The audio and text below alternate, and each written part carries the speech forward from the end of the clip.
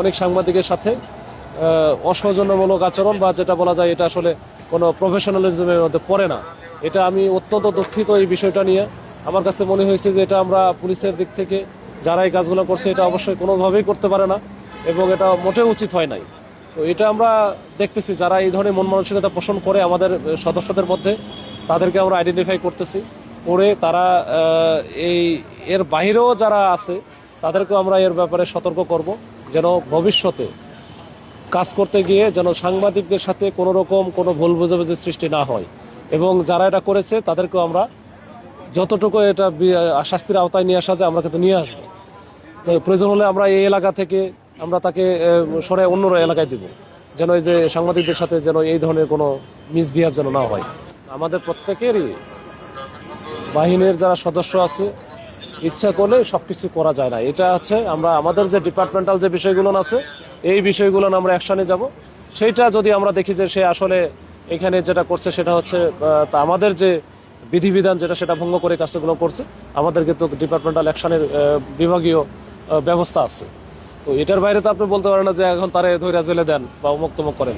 আমাদের যেটা সবচেয়ে বড় যে জিনিসটা, এই ধরনের মন মানসিকতা কেউ যেন পোষণ না করে। ভবিষ্যতে আমরা যেহেতু একসাথে কাজ করি এবং সবসময় মোটামুটি রাস্তাঘাটে আমাদের থাকতে হয়, তো ওইটা ওইভাবে যেন তারা ট্রেন্ড আপ হয় এবং তাদেরকে আমরা যেন ওইভাবে তৈরি করতে পারি, এইটা ব্যাপারে আমরা খুবই সতর্ক এবং সচেতন থাকব ভবিষ্যতে। এবং আমি মনে করি আমরা যদি ওই সময় থাকতাম বা কোনো সিনিয়র অফিসার যদি থাকতো তাহলে হয়তো এই ধরনের ঘটনা ঘটতো না। এটা আসলে এই সময় দেখলাম যে অনেকে মানে সিনিয়র অফিসারও ছিল না, এরা এদের মতো করে কাজ করে গেছে। তো যাই হোক, এই বিষয়গুলো আমাদের মাথায় আছে।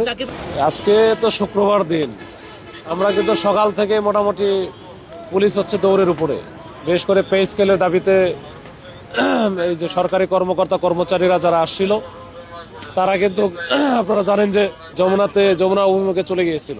পরবর্তীতে আমরা তাদেরকে ডিসপার্স করি। তো এখানে পুলিশের সদস্যরা যারা ছিল তারা অনেক হয়রানির শিকার হয়েছে, অনেক কষ্ট করছে। এরপরে আবার এটার যখন শেষ হয়ে গেল বা মোটামুটি শেষের দিকে, আমিও তখন ওই সময়ে ওই পে স্কেলের দাবিতে যারা শহীদ মিনারে জড়ো হয়েছিল তাদের সাথেও কথাটা বলে ওইখান থেকে আমরা তাদেরকে মোটামুটি ওখান থেকে প্রোগ্রামটা শেষ করে তাদেরকে তারা চলে গেছে। তো এই সময় আমরা খবর পেলাম এখানে আবার একটু ঝামেলা হয়েছে, যে ইনকিলাব মঞ্চের যারা এখানে আন্দোলন করতেছে তারা মানে ভিতরে ঢোকার চেষ্টা করছিল। এই সময় এখানকার যারা পুলিশ ছিল তাদের সাথে একটা মিসআন্ডারস্ট্যান্ডিং হয়েছে বা পাল্টা দেওয়া টাইপের হয়েছে।